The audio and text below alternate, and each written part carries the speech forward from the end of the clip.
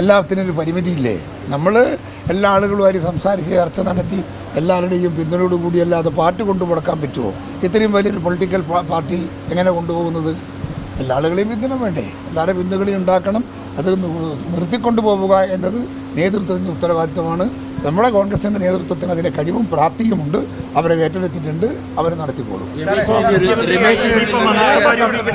ഒരു ചെവിയിൽ ചെപ്പിയിട്ടെ പൂർണ്ണ സംതൃപ്തി എനിക്കെന്ത് സംതൃപ്തി കുറവ്? എനക്കൊരു സംതൃപ്തി കുറവില്ലല്ലോ. നിങ്ങളെന്താ? എനിക്ക് നല്ല സംതൃപ്തിയാണ്. നല്ല ഭക്ഷണം കഴിച്ചത്.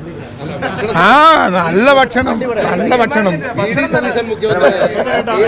മുഖ്യമന്ത്രിയായി ഇനിയിപ്പോ മന്ത്രിസഭാ രൂപീകരണമാണ്. ഇക്കാര്യത്തിൽ എന്തെങ്കിലും നിർദ്ദേശം അങ്ങ് വെച്ചിട്ടുണ്ടോ? ഇല്ല, നിർദ്ദേശമൊന്നും വെച്ചിട്ടില്ല. ചർച്ച ചെയ്യണമെന്ന് മാത്രം ഞാനൊരു നിർദ്ദേശം വെച്ചിട്ടുണ്ട്. എല്ലാവരുമായിട്ട് സംസാരിച്ചുകൊണ്ട് തീരുമാനം എടുക്കുള്ളൂ. നിശ്ചയമായും കൊടുക്കണം.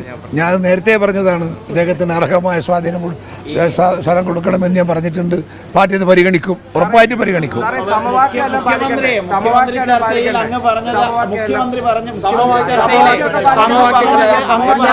ഓ എന്റെ ഈശ്വര,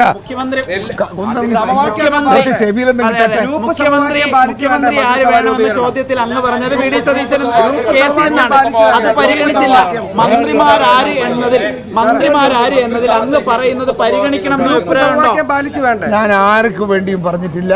പാർട്ടിയുടെ ഹൈക്കമാൻഡ് എടുക്കുന്ന തീരുമാനത്തോട് ഐക്യദാർഢ്യം പ്രഖ്യാപിച്ചുകൊണ്ട് ഞാൻ എന്നും പാർട്ടിയോടൊപ്പം ഉണ്ടെന്ന് എന്റെ നേതാക്കന്മാർ. ഗ്രൂപ്പ് സമവാക്യം പാലിച്ചു വേണ്ട മന്ത്രിസഭ രൂപീകരിക്കാൻ? ഗ്രൂപ്പ് സമവാക്യം എല്ലാം ഇപ്പം കോൺഗ്രസ് പോകുന്നത് എല്ലാ ആളുകളും ഉത്തരവാദിത്തപ്പെട്ട ആളുകളാണ്. എല്ലാം ഉൾക്കൊണ്ടുകൊണ്ടേ നമ്മൾ പോവുള്ളൂ കേട്ടോ. എല്ലാരെയും ഉൾക്കൊണ്ടുകൊണ്ടുപോകും. ഒരു ഗ്രൂപ്പ് ഇതിനകത്ത് എന്ത് ഗ്രൂപ്പ്? ഏതാ ഗ്രൂപ്പ് നിങ്ങൾ പറഞ്ഞാട്ടെ? കെ സുധാകരൻ ഗ്രൂപ്പ് ഉണ്ടാ? രമേശൻ ഗ്രൂപ്പ് ഉണ്ടാ? വേണു ഗ്രൂപ്പ് ഉണ്ടാ? ഇല്ലല്ലോ. നിർദ്ദേശങ്ങൾ പറയുമായിരിക്കും. ആ നിർദ്ദേശങ്ങൾ ആരും പറയും. ആ നിർദ്ദേശങ്ങൾ ഉൾക്കൊള്ളുകയും ചെയ്യും. തർക്കം വേണ്ട. ഓക്കെ സാറേ.